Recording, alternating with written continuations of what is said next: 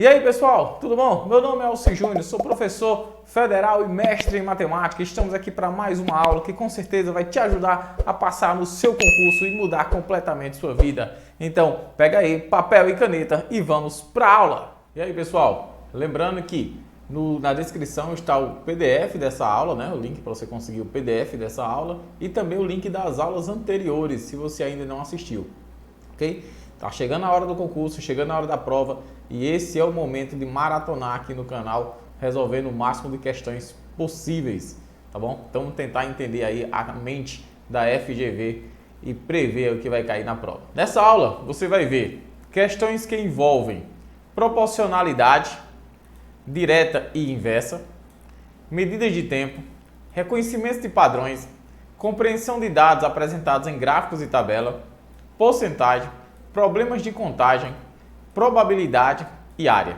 certo? Então, nós vamos abordar questões que envolvem esses tópicos que estão lá no edital de vocês, que vai cair na prova, tanto para o nível superior como para o nível médio, né? Uma máquina é capaz de imprimir e encadernar cada exemplar de um determinado livro em 2 horas e 45 segundos.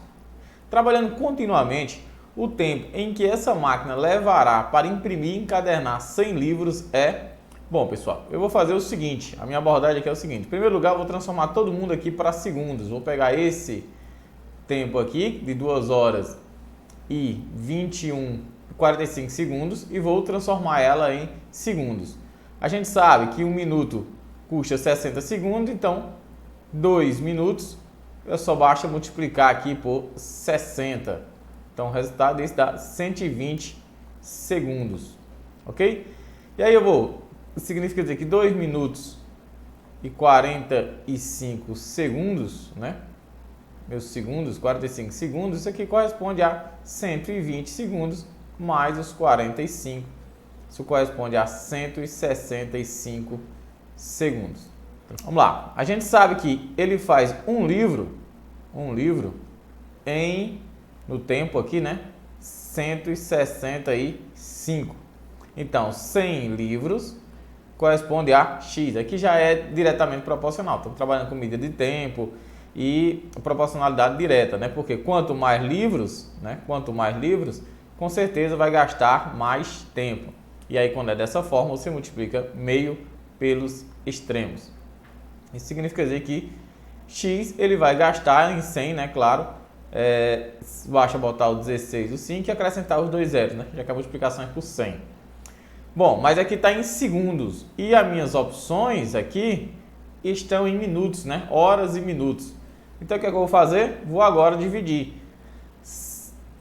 esse número, né? 16.500 segundos. Primeiro eu vou dividir por 60. Quando eu divido a primeira vez por 60, eu vou descobrir quantos minutos tem, certo? 16.500 segundos, quantos minutos tem? Porque eu estou em segundos, eu vou para a próxima unidade, que no caso é minutos. Fazendo aqui a conta, eu posso cortar esse zero com esse zero. Vai ficar, ó, 16 por 6 vai dar 2 vezes 6, 12. 2 vezes 6, 12, menos 12. Baixa o 4, né? 16 menos 12 dá 4. E aí vai dar, baixa o 5 aqui também. 45 por 6 vai dar 7. 2 vezes 7, ou 6 vezes 7, 42. Então, menos 42, sobra 3. E aí vou baixar esse zero aqui, ó. 30 dividido por 6, 5. Menos 30, o resultado dá 0. Bom, pessoal, eu já sei que ele faz o livro ali, além de fazer em 16.500 segundos, porque se a questão pedisse em segundos a gente tinha, aí ele faz em 275 minutos, que corresponde, né? Os 16.500 segundos corresponde a 275 minutos. Mas minhas opções estão em horas e minutos. Então eu vou dividir novamente 275 agora por 60 novamente, para descobrir quantas horas a gente tem. Então, para isso 270, o número mais próximo que eu posso multiplicar 60 é 4, né? Que vai dar 240. 240, sobra 35. E aí 35 não dá mais para dividir por 60. Significa dizer o quê? Que 275 minutos corresponde a quem? A 4 horas e 35 minutos, que é o resto. Tranquilo? Tá aí, pessoal, a resposta para vocês, letra E. Na sequência abaixo, as diferenças entre os termos consecutivos repetem-se alternadamente. Então, vamos lá. 1, 5, ou seja, está aumentando 4. Aí de 5 para 8 aumenta 3. Aí 8 para 12 aumenta 4. 12 para 15 aumenta 3. 15 para 19 aumenta 4. 19 para 22 aumenta 3.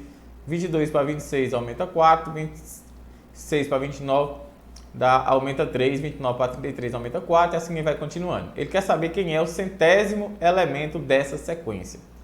Bom, pessoal, você tem que ficar dando uma olhada para ela, né, para a sequência e tal. Vai ficar sempre repetindo esse padrão. E aí, como ele pede o centésimo, eu vou observar aqui os termos pares. É uma dica, façam sempre isso. Então, observe os termos pares. Pode ser que tenha padrão, pode ser que não tenha, claro, né? Mas é sempre interessante. Por que os pares, professor? Porque tu quer o centésimo. Se ele fizesse um termo ímpar, eu ia olhar a sequência dos ímpares. Então, os pares vão ser: o segundo termo é 5, o quarto termo é 12, o sexto, 19, o oitavo, 26 e aqui vai ser 33. Vamos colocar, ó, 5, 12, 19, 26 e 33. Observaram algum padrão, pessoal? Eu tenho certeza que sim, né? Ó, aumenta 7. Sempre está aumentando 7. Ó. Aumenta 7. Aumenta 7. E aumenta 7. E aí por diante. Está sempre aumentando de 7 em 7. Vamos lá. Então, como saber o centésimo termo? Como saber aqui o centésimo termo? Nós vamos usar essa formulazinha aqui, ó. Quando eu quero saber o centésimo, que nesse caso pra gente, como a gente está pegando só os pares, que tem 100 termos, a sequência completa, juntando pares e ímpares, certo? Mas como eu só estou pegando os pares, então eu não tenho 6, né? Ou eu não tenho 100, eu vou ter 50, vou ter metade deles. Então, na verdade, eu não quero saber o termo 100, eu quero saber o termo 50. Então, o termo 50 vai ser sempre o primeiro termo, mais o que falta para 50. 50 menos 1. 49 vezes a razão. Que razão é essa? É esse número que está aumentando sempre constantemente. Certo? Esse número está aumentando constantemente. A gente vai usar essa formulazinha. Então vai ficar, ó, o termo 50, que é o que nós estamos procurando, é o primeiro termo. Quem é o primeiro termo? 5 dessa sequência. Mais 49 vezes a razão. Minha razão aqui é 7. É o número que está sempre aumentando. Portanto, o meu termo 50 vai ser 5 mais 49 vezes 7 vai ser a mesma coisa, 50 vezes 7, daria 350, 343, né? Dá 343. 5 mais 343 igual a 348. Então, meu centésimo termo, se você continuar nessa sequência aí, vai ser o termo de número 348, resposta letra C. Próxima, essa questão aí é a questão de tabela, olhar para a tabela e saber tirar informações dela, né? Que diz o seguinte, ó, observe a evolução da safra de café em algumas unidades da federação, nos meses de maio e junho, mostrado no gráfico abaixo, que nós temos aqui a produção, né? Considere as seguintes afirmativas sobre esse gráfico. Primeiro, no estado de Minas Gerais, a produção em junho foi menor que a no mês anterior, né? A produção da Bahia foi superior a 200 mil toneladas em maio. A produção de Minas Gerais foi superior à soma dos outros 5 estados nos 2 meses. Vamos ver o que é que ele quer. Sobre essas afirmativas, é correto concluir que... Aí ele quer saber qual é a afirmativa correta. Então, vamos analisar cada uma agora com cuidado. Primeiro, fizemos uma leitura geral. Bom, no estado de Minas Gerais, a produção em junho foi menor que a do mês anterior. Bom, pessoal, o gráfico está aqui. O mês de maio é esse mais escuro, é sempre a barrazinha mais escura. O mês de junho é a barrazinha mais clara, certo? E aqui nós temos também a variação. Então, nós temos maio e temos junho. O estado é qual? Minas Gerais. É esse primeiro, ó, Minas Gerais. Aqui já vem dizendo a informação, ó, que o mês de junho, na verdade, teve uma queda, né, na produção, né? Ela teve uma produção menor do que no mês de maio, certo? Então aqui diz o seguinte, ó, a produção no mês de junho foi menor do que o mês de maio? Sim, em quanto? Em 0,8. A variação negativa, 0,8. Tá certo? Então, essa primeira aqui, eu já posso dizer que ela é verdadeira. Vamos fazer a segunda análise. A produção, né? A produção da Bahia foi superior a 200 mil toneladas em maio. Vamos lá, vamos procurar a Bahia. Nós temos Espírito Santo, São Paulo, Bahia. Aqui é a linha do 200 mil. Ó. Observe que a Bahia está abaixo desse de 200 mil. Ó. Tá certo? Então, ele diz que a produção da Bahia foi superior a 200 mil toneladas em maio. Errado, né? Nem em maio nem em junho eles conseguiram superar 200 mil toneladas. Então, essa daqui é falsa. A próxima. A produção de Minas Gerais foi superior à soma dos outros 5 estados nos 2 meses. Né? Nos 2 meses. Então, vamos lá. No primeiro, aqui a gente vai fazer uma estimativa, né? Primeiro, em maio, foi um pouco acima de 1.400.000. Em junho, 1.400.000, bem próximo, ou acima também, né? Um pouco acima de 1.400.000. Somando as duas, dá 2.800.000 toneladas. O Espírito Santo, que é o maior estado, fez 1.200, porque 600 e 600 eu estou considerando, né? 600 e 600 dá 1.200. Bom, esses outros aqui vão dar menos do que 200 mil, porque só São Paulo ficou um pouco acima, dá 400 aqui, ó, 1.200 com 400 dá 1.600. Se todo mundo aqui fosse 400, né, fosse 400, ainda não bateria os 2.800.000, porque aqui daria, ó, 1.200 com mais 400, 1.600, 2.000, 2.400, 2.800, ia empatar, ó, ia dar empate. Mas a gente tá vendo que tanto da Bahia até o Paraná foi tudo abaixo de 200 mil cada mês. Então foi abaixo de 400 mil, tá certo? Então com certeza Minas Gerais nos 2 meses teve uma produção, foi superior à soma dos outros 5 estados nos 2 meses. Ok? Questãozinha só para você olhar e analisar e marcar. Então está verdadeira aí somente quem? A primeira e a terceira estão corretas. Questão agora com porcentagem. Vamos lá. Para pagamento de boleto com atraso em período inferior a 1 mês, se a instituição financeira cobra sobre o valor do boleto multa de 2% mais 0,4% de juros e mora por dia de atraso no regime de juros simples. Um boleto com valor de R$ 500 foi pago com 18 dias de atraso. O valor total do pagamento foi de... Então vamos lá. Em primeiro lugar, você tem aí seus boletos, né? Não paguem atrasados. Você vai pagar primeiro a multa. A multa é essa primeira multa é assim, você atrasou hoje, o pagamento era hoje, vai pagar amanhã, você já paga a multa. Tranquila, entendeu? Você já paga a multa. Então, você pagará 2% dessa multa. Então, tirar aqui 2% de 500, isso aqui vai dar R$10. Aqui é a multa.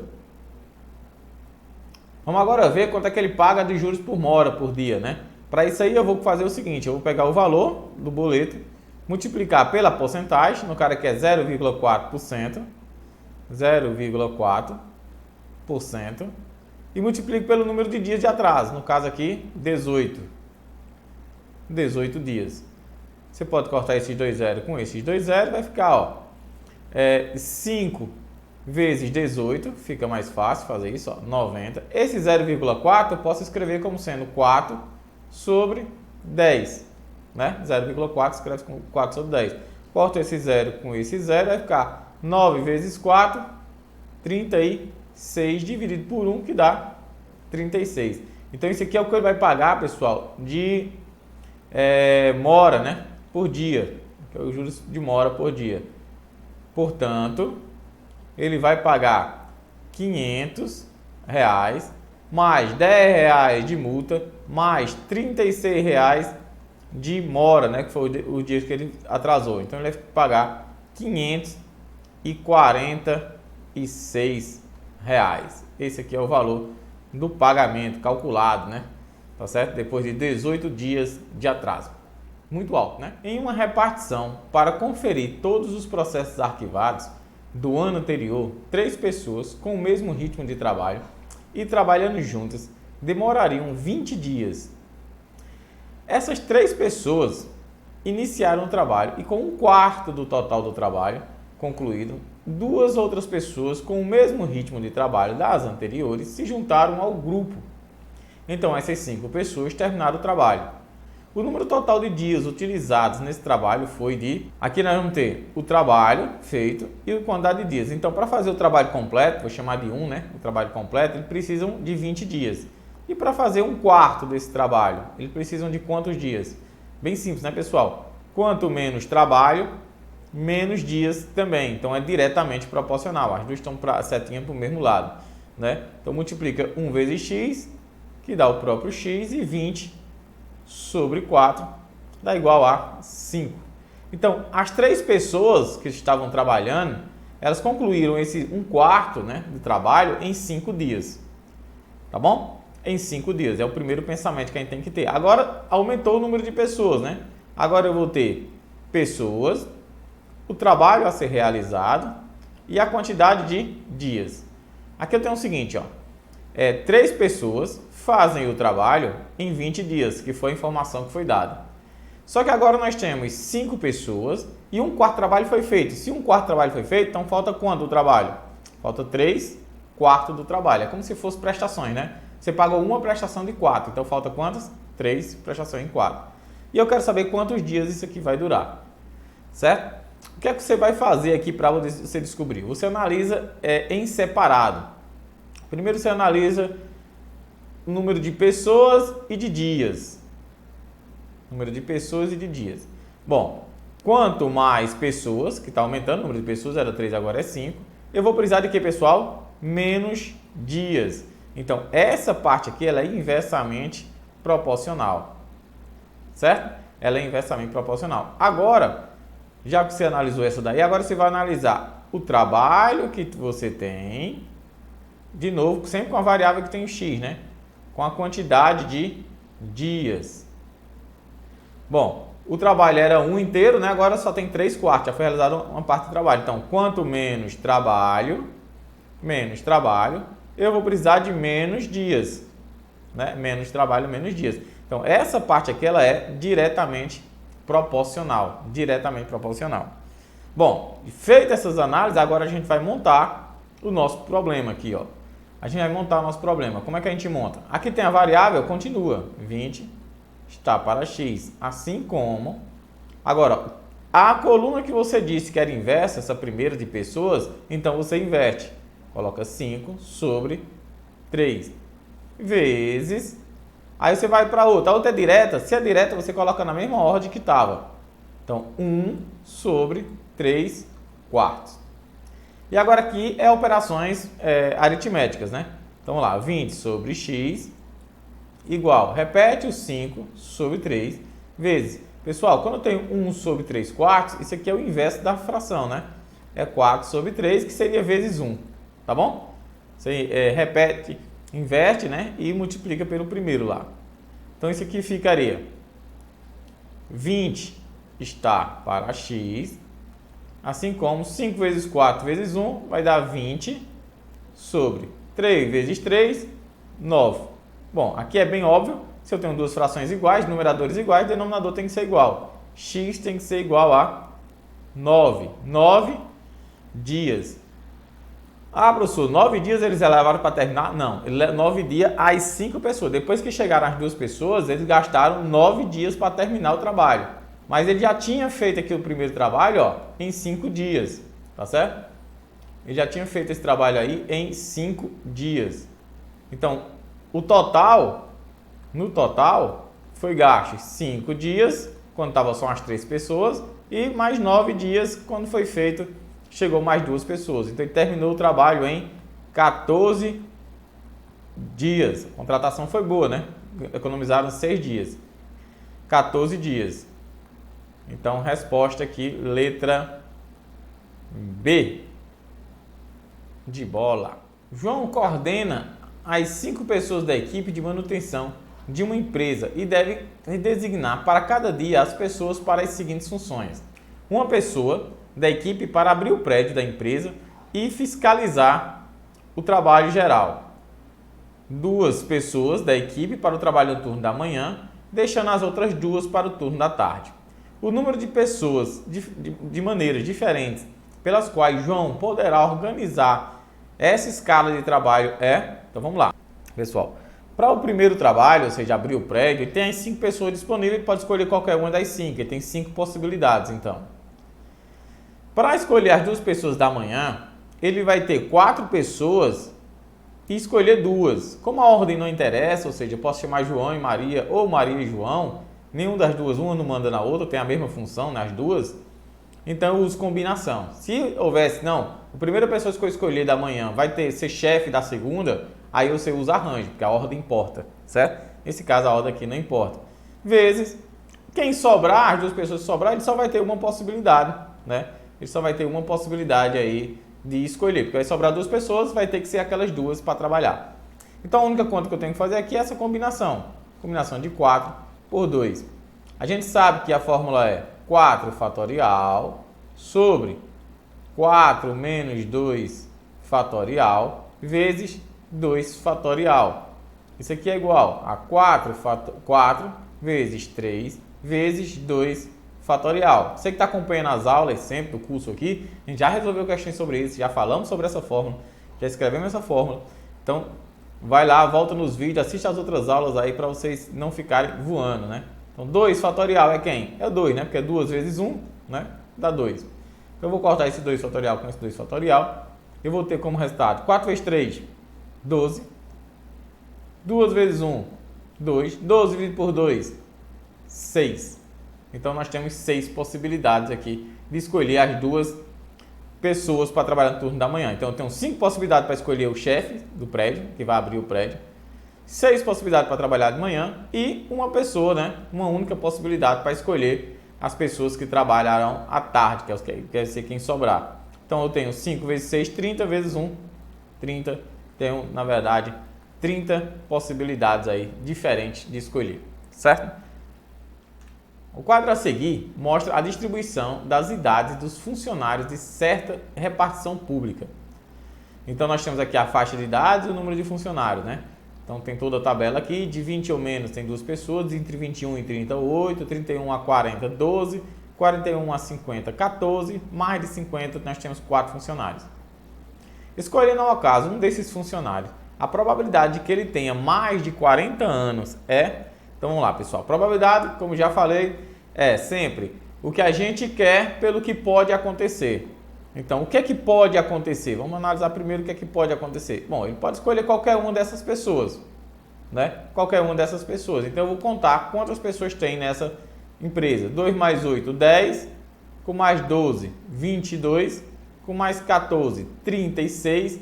Com mais 4, 40 pessoas. Então, ele tem aqui 40 funcionários. Mais de 40 anos. Com mais de 40 anos, ele tem quantos? Ele tem só 14, porque vai ficar nessa faixa, né, pessoal? De 41 a 50 e mais de 50. Então, 14 com mais 4. Então, ele tem 18 pessoas. Se eu simplificar aqui primeiro por 2, porque ele quer saber em porcentagem, né, pessoal? Vai ficar 9 sobre 20. Você pode dividir 9 por 20 para saber a porcentagem, ou você pode, porcentagem é quando o denominador é 100. Então, você multiplica aqui por um número que o denominador fique sendo 100. Então, se você multiplicou por 5 embaixo, tem que multiplicar também por 5 em cima. Então, 9 vezes 5, 45. Agora, você sabe que é 45%. Bom, essa é uma das maneiras de fazer. Você podia dividir 9 por 20 também, o resultado multiplicar por 100. Tá certo? Tem outras maneiras de fazer também. Ah, professor, tem outra maneira? Tem também essa. 9 por 20 era a fração que você estava. Você multiplicaria por 100, tá certo? E aí, claro, você faria 9, e 100 dividido por 20 dá 5, o resultado dá 45%. Ou seja, é uma outra maneira também de chegar no mesmo resultado, que é 45%. Considere que um pedaço de papel pautado de um lado apenas, com a forma de um triângulo retângulo, cujos catetos são iguais e medem 8 centímetros, né? Tenham sido dobrados como mostra a figura. Tem aqui o nosso papel e já está dobrado aqui, né? Pautado só de um lado, aquela já está dobrado. Sabendo que a linha da dobra e a linha da base do papel são paralelas, pode-se concluir que a área pautada visível é de... Vamos lá. Vamos analisar essa questão aqui com cuidado, questão de geometria, que envolve área, né? E precisa de outros conhecimentos, tá bom? Então vamos analisar ela com cuidado. Bom, eu vou reproduzir aqui o meu triângulo, né? Tentar até colocar aqui mais para baixo, ficar um pouco mais organizado. Vamos precisar fazer alguns cálculos e ter a percepção, né? Uma visão aí também geométrica. Bom, inicialmente, pessoal, o nosso triângulo ele era mais ou menos dessa forma aqui, ó, tá certo? Vou tentar fazer ele aqui. Ele era assim, ó. Certo? Ele era dessa forma aqui. Onde, claro, aqui nós temos um ângulo de 90 graus, porque ele disse que o triângulo ele é retângulo, né? O triângulo aqui ele era retângulo. Aí ele fez o quê? Dobrou o triângulo para ficar nesse formato. Bom, é fácil ver, né, que na verdade, como ele foi dobrado, claro que esse lado aqui, pessoal, é igual a esse lado. E esse lado aqui é igual a esse lado aqui também, certo? Então, o que é que a gente tem aqui, pessoal? Nós temos, na verdade, e nós sabemos que esses dois lados aqui são iguais e medem 8, né? Medem 8 centímetros. Os dois lados aqui, eles são iguais e medem 8. A questão também nos deu essa informação. Então, o que nós temos aqui, na verdade, é um quadrado, esse quadrado branco. Então, como é que eu vou calcular a área pintada? Porque a área que ele quer descobrir é essa área aqui, ó. Tá certo? É essa área aqui que ele quer descobrir, ó. Essa área pintada.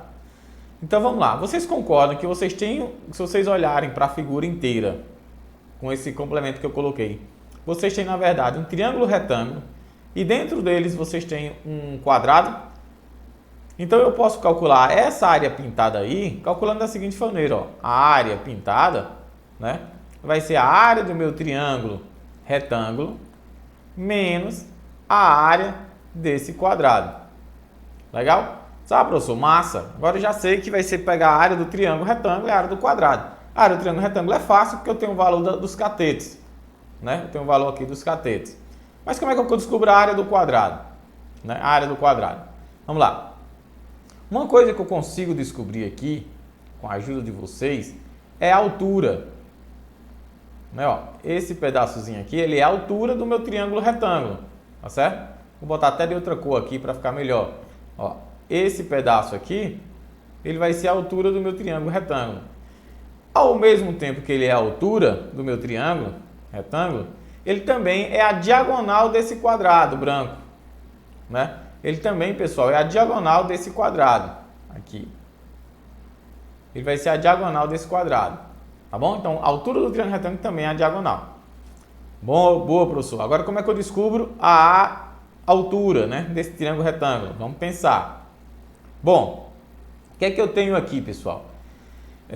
Eu tenho um triângulo retângulo que eu não sei o valor desse cateto aqui, que eu vou chamar de A. Primeira coisa que eu vou fazer é descobrir esse cateto aqui. Legal? Guardar essa informação. Depois a gente volta para ela. Eu vou descobrir primeiro esse meu cateto. A gente sabe, por Pitágoras, e já resolvemos muita questão aqui no canal usando Pitágoras, né? Ou seja, a FGV gosta muito de usar esse conceito. Então, ele diz o quê? Quadrado da hipotenusa é igual à soma dos quadrados dos catetos. Os catetos são iguais a 8, né? Então, isso aqui é o mesmo que A ao quadrado. Para você não fazer muita conta, você faz o seguinte, ó, é 8 ao quadrado e 8 ao quadrado. Então, é 2 vezes 8 ao quadrado. Legal? Então, você pode dizer ainda que seu A, essa hipotenusa, é igual a raiz quadrada de 2 vezes 8 ao quadrado. Isso me diz que A é igual, esse quadrado desce, o 8 não tem raiz quadrada exata, né? Vai ficar 8 raiz de 2, ó, sem fazer muita conta. Ó. Como no triângulo, esse triângulo, além dele ser retângulo, pessoal, além de ter essa propriedade de ser um triângulo retângulo, ele também tem dois lados iguais. Se ele tem dois lados iguais, ele é um triângulo isósceles. Todo triângulo isósceles, a altura também é bissetriz e também ele é mediana. Anota, todo triângulo isósceles, a altura é bissetriz e também é mediana, certo? Então, ele vai dividir esse lado aqui ao meio, tá bom? Ele vai dividir esse lado aqui ao meio. Então, eu vou ter 4 raiz de 2 de um lado, que é a metade, né? E 4 raiz de 2 do outro, certo? E 4 raiz de 2 do outro. Bom, legal, professor, chegamos até aí, mas até agora nós não descobrimos o valor da altura. Exatamente, então descobri aqui ainda a altura. Mas agora nós vamos olhar para esse triângulo aqui, ó, para a metade dele. Vamos olhar para esse daqui, ó, que eu estou pintando de amarelo. Espero que tenha aparecendo legalzinho na tela de vocês. Para esse triângulo aqui, ó, retângulo. E aí o que é que eu tenho? Eu vou usar Pitágoras de novo. Ó, eu tenho, o que é que eu tenho novamente? Eu tenho o valor de um dos catetos, eu tenho a hipotenusa e quero descobrir o valor do outro cateto, que é justamente a minha altura. E aí eu uso Pitágoras novamente. Tá bom? Eu vou usar Pitágoras novamente. Só que agora a minha hipotenusa vai ser 8 para aquele triângulo, segundo triângulo, igual, um dos lados é 4 raiz de 2, dos catetos, e o outro é a altura que eu estou querendo descobrir, certo? Aqui é a altura que eu quero descobrir. Portanto, isso aqui vai ficar 64 igual 4 ao quadrado é 16 vezes, aí eu corto esse daqui por 2, vezes 2, mais a altura ao quadrado. Portanto, minha altura ao quadrado é igual a 64, que já estava aqui. 16 vezes 2 a gente sabe que dá 32. Então, passa para o outro lado negativo. Menos 32. Logo, a minha altura ao quadrado é igual. 64 menos 32 dá 32. Ah, professor, não quero fazer muita conta também não. Como é que eu faço? 64 vai ser igual. 32, pessoal, é a mesma coisa de ser 16 vezes 2, né? Já estava aqui, né? Podia até deixar. 16 vezes 2 vai ser a raiz quadrada disso. Isso indica que a altura é igual a 4 raiz de 2. Tá certo? 4 raiz de 2. Essa aqui é a altura do nosso triângulo retângulo. Vamos voltar para lá, para a gente analisar. Bom, agora eu já sei a altura. Mas a gente concluiu aqui, visivelmente, que a diagonal desse meu quadrado é igual à altura. Tá certo? A diagonal do quadrado é igual à altura. Eu não sei quanto é que vale o quadrado. O quadrado tem lado L, eu ainda não sei descobrir quanto é que ele vale.